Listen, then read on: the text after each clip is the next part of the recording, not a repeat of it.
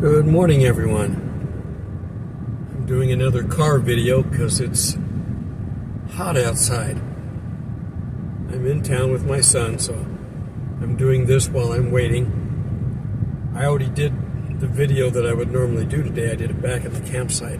I'm trying to get ahead for this weekend. I've got to be 2 or 3 videos ahead for this weekend because there's going to be a madhouse at the park. There's a Jeep organization that's going to show up. There's going to be a couple hundred people.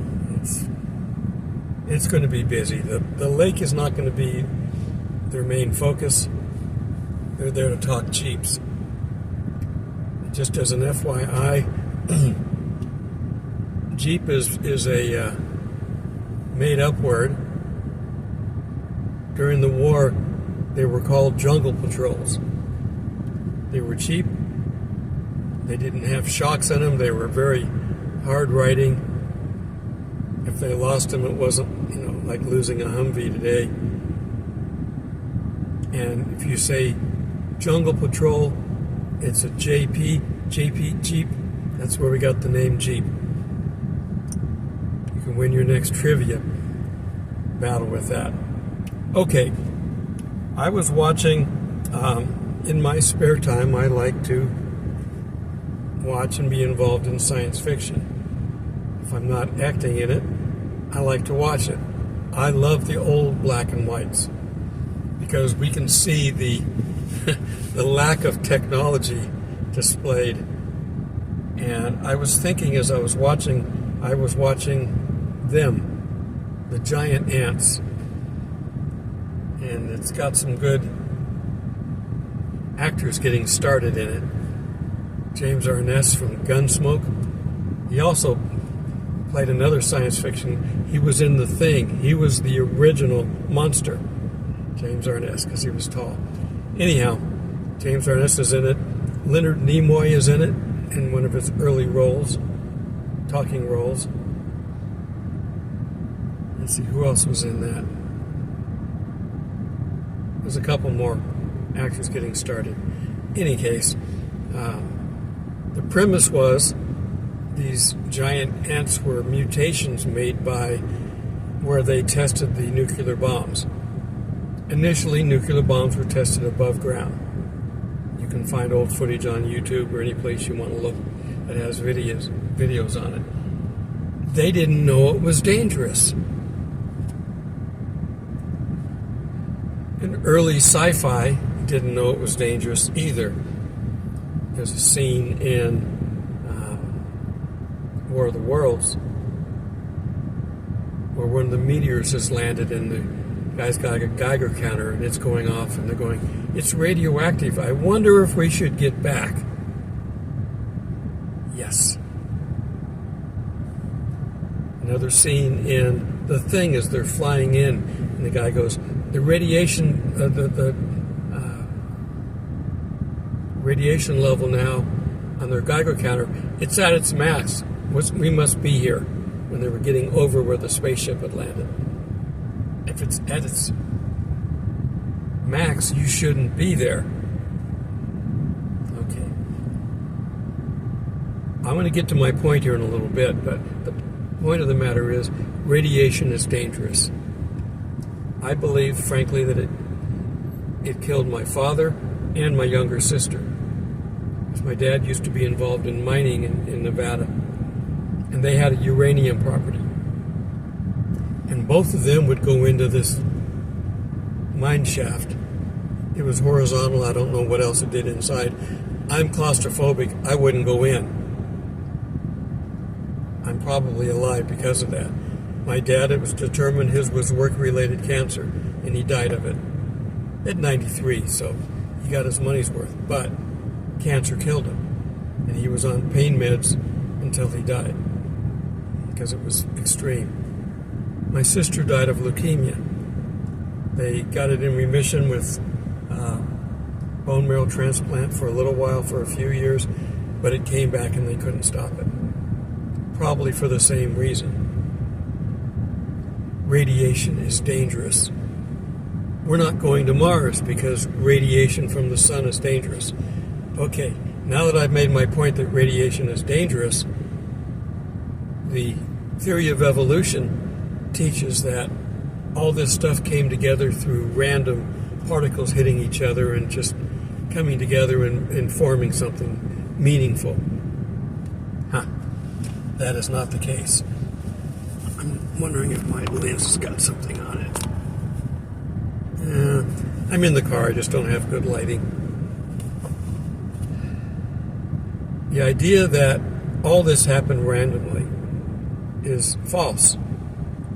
None of the theory of evolution precepts, of which they've got half a dozen of them, something can form from nothing. We've never achieved this, and they've been trying for years in science labs to do this. They know that the certain chemical compounds, enzymes and that they have to make to put together, have to be made entirely different environments and then put together before they have time to react, because they react against each other. They can't do it. They have not been able to create anything in the way of the building blocks. They can create individuals separately, but they try to put them together, nothing works. It doesn't work. So creating something from nothing doesn't work. We've also can see that there is intelligence in our design, our DNA. They're saying the complexity of our DNA is something that happened randomly. There's no proof of that. But intelligent design, there's plenty of proof. Okay, so what does all this have to do with science fiction? Science fiction believed what evolution taught them, that radiation can cause things to grow and manipulate. Well, it is possible. It's as possible as a tree growing refrigerators. But it is possible. Everything in this universe is possible. The likelihood is so minute that it isn't even worth considering. But that's what these ants were. They were small ants, and then they got the radiation from the nuclear bomb, and they just grew into this 8-foot-long giant ant. That's not how it works. Radiation kills. It doesn't help. Our astronauts in space deal with radiation all the time. It is not good to be there for a long period of time. And when they have massive solar flares, and we've been in a very active solar time. It's been super hot on Earth, hasn't it? Well, the sun, who is our primary source of heat, has been overactive for some time. It's reaching the end. We're not quite there yet, but when it gets to the end, we're going to have massive cooling. And they're going to have to change their narrative from global warming to global cooling, which they had in the 60s and 70s. People don't remember that. Old people do. Young people have no clue that they've been lying forever. They even passed laws that it's okay for politicians to lie. That's how bad they are. Okay, getting off track again. So, when you look at these science fiction things, there's so much in there that they kind of accept out of the evolutionary theory. When worlds collide, another one. I love talking science fiction, but I'm talking in a world that God created, not evolution. They firmly believed they knew they had to get off of the Earth because it was going to be hit and destroyed.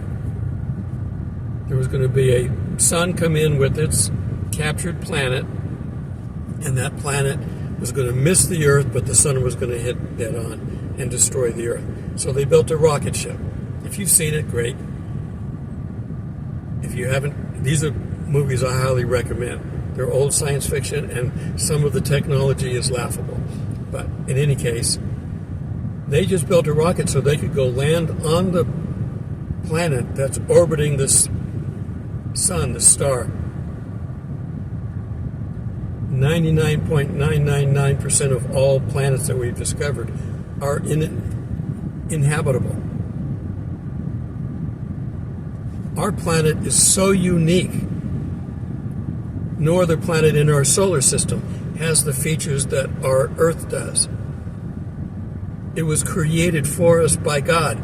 That's why it works. You move us in or out of our orbit, 20%, we're all dying. We have a magnetic core, which gives us a magnetic field around the Earth. If you notice, when the solar flares hit, we get northern lights. They're attracted into I believe that's the North Pole is actually the south end of the magnet. So they're attracted to that. And that's where a lot of the particles go. But the magnetic field itself is also deadly. When we take off in a rocket, we don't go straight up. If you go straight up, you're going to fall straight back down. In order to go into an orbit, you have to start off into a circular orbit, so you go off like that. That's why they go out, because they're going into a circular orbit. If they go straight up, they've got no orbital velocity, and they're going to fall straight back. But as they're going up, they go into, if you put a magnet down on a piece of paper and put some metal shavings on it and put the magnet on it, you can see that there are bands. I may try to post a picture so you can see what that looks like if you haven't. But there are gaps.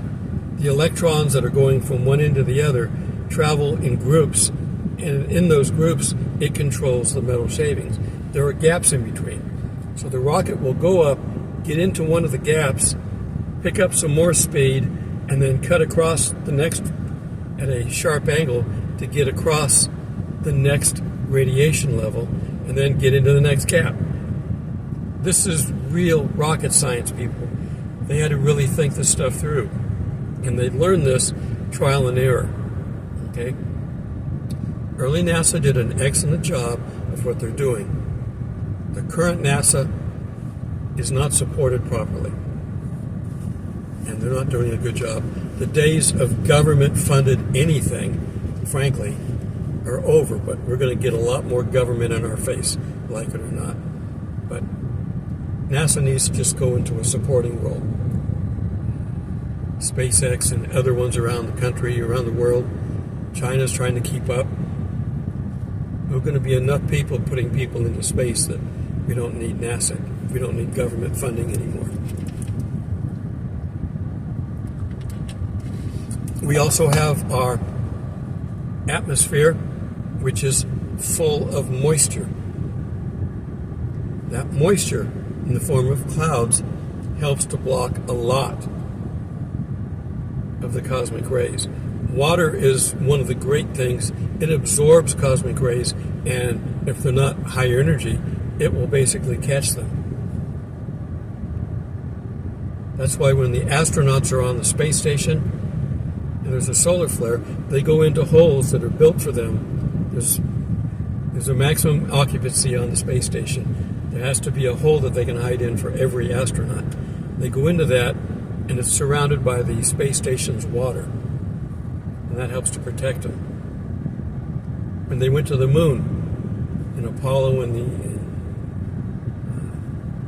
Apollo's the only one that took any people to the moon. When they went to the moon, it would rotate. One, for heat distribution, and two, to keep the radiation at bay. And they still had problems. The Apollo 13 astronaut, having endured all the problems from the movie, and it was a well-done movie, one of them died of cancer, probably from his space-time. Okay. It's not safe out there. The radiation level on Mars is unsafe. You can't be on Mars without heavy radiation. I've had some radiation, but not much. I mean, anybody who's had an X-ray has had radiation. But I've also worked around it. I worked at the Stanford Linear Accelerator Center, and my badge had a dosimeter on it. It was basically a piece of material that would collect the radiation, and then they would check that periodically to make sure that I hadn't received my proper maximum dose. I'm assuming that they've adjusted that over time as they've learned more. bottom line is, science fiction has it wrong because the evolutionary theory was being taught in school. You can't argue it. Evolution is not something we can argue. Yes, there are pieces of microevolution that happen. We have birds on, down in New Zealand and on some of the islands that are the same species but have different characteristics because they started off the same, got separated, and now have grown apart. We adapt to our environment. Mankind now, we are taller than we were 200 years ago. Now, we're not as tall as the Nephilim. They were tall. But we're heading in that direction. We're not going to get there, I don't think. So, the bottom line is, whatever they tell you about radiation, just know it's deadly. Stay out of it. When we have a high radiation level, don't go outside. And they announce them nowadays. They're X-class solar flares. Basically, this gigantic nuclear ball out there is burning up, causing fusions. It's basically burning up all the fuel, and it gets very hot. And every once in a while, it boils over, and something goes out into space. If it goes out and comes right back in, it only releases a little bit of radiation. Sometimes they go out and break apart, and then it just goes out flying. The sun is a dome, okay? I mean a round ball. So it can come off at any direction. But if it comes off anywhere close to the Earth's gravity will grab it and pull it in. So we can get it if it just comes in the general direction. The moon helps to grab some of it. The backside of the moon is full of more craters than the front side because it's caught asteroids and meteors that would have come to the Earth if it hadn't hit the backside of the moon. So our unique spot in this solar system, in this galaxy, in this universe, is created by God. Has He created other life out there? I have nothing to tell me that He has. Would He create that whole universe just for us? Yeah. It's fascinating to be able to look at it, especially at night when you don't have lights and you can see the stars. I've stopped looking and I guess I missed that. I need to start looking again. I've lived in town too long and you can't see stars. You can't see them at night in a city because there's so many city lights. It's like the daytime. The stars didn't go away just because it's daytime. There's just too much light for you to see their little bit of light coming towards the Earth. We can see the sun because it puts out a lot of light. The moon, we see the reflection of the sun on the moon. For those that want to throw another bit of science in here, those that watch the vampire movies and they can't get out in the sunlight, I hate to tell you, but the moon is not emitting light. That's reflected sunlight. So they shouldn't be out in the moonlight either. All right. Hollywood doesn't get it right a lot of times. They're getting better because they're learning now that they've got people criticizing them. I've watched, what's his name, Neil deGrasse, talk about things, and he will watch a movie, and I guess he talked about the Titanic at one point in time, and when they're out there one evening, and he knows when the crash happened. We know the exact day. So he's looking at it, and he went back and looked at the calendar, and yet you can get a program that you can adjust the date, and it will show you what the star fields look like. And he goes, the stars didn't match the date that they were on. Because he can do that. He's an astrophysicist. We're getting smarter, and people are noticing things like that, so they're having to do their job to make it right. And he says he's actually gotten calls from film companies saying, what would the night sky look like on this date that we want to film this, to make sure that they don't get criticized either. All right, so evolution theory, garbage, total garbage, designed and created by Satan through his ignorant people down here on earth. There is nothing to support it, nothing. They've yet to be able to, in years of trying to create anything in a lab that could show that any of it's possible. And time is not good for it. Time actually breaks things down and not puts things together. So it's not like where we've had billions of years. Those that argue that the earth is 6,000 years old, well, we have 6,000 years of history. I disagree on the time that the earth has been here, but we can have a gentleman's agreement to move on and talk about Jesus, and then we'll be fine. Jesus is coming back soon. The rest of this stuff, it's academic. It's just fun talk. But we've got to have fun in this life. We're not down here to be miserable party poopers. You don't have to go party to be happy. You can just be happy all the time. Haven't you had someone come into work all cheerful and you just tell them it's too early for you to be as cheerful as this because you haven't had your first cup of coffee? Well, imagine if that was just easy to do because of Jesus. Just happy all the time. If I come on here, when I'm talking to you, I'm happy because I get to talk to you. I have my days that I'm down. I don't get sick very much anymore, and I thank God for that. I've got enough with my eating habits and gut issues that I got to deal with that, so I guess He feels sympathy for me. So I haven't had the flu. This means think about it. Doesn't mean knock on wood. It means think about it. Where does it come from? Okay. When I say, oh my God, I'm not being sacrilegious. I'm literally saying, oh my God, because I talk to Him all the time. To me, prayer seems like I have to stop my prayer time to have prayer with God. All right. Keep an eye on what's going on in the world. There is a world mentality coming down the pike. They've taken over some countries. They're using the Muslims to do this. They're more than happy to serve their god, Satan. So it's changing things. My camera's vibrating. I hope it's not showing up on film. I'll have to look at that. All right, so this is another video. I'm trying to get ahead so that I'm okay for this weekend, this long Labor Day weekend. Be safe.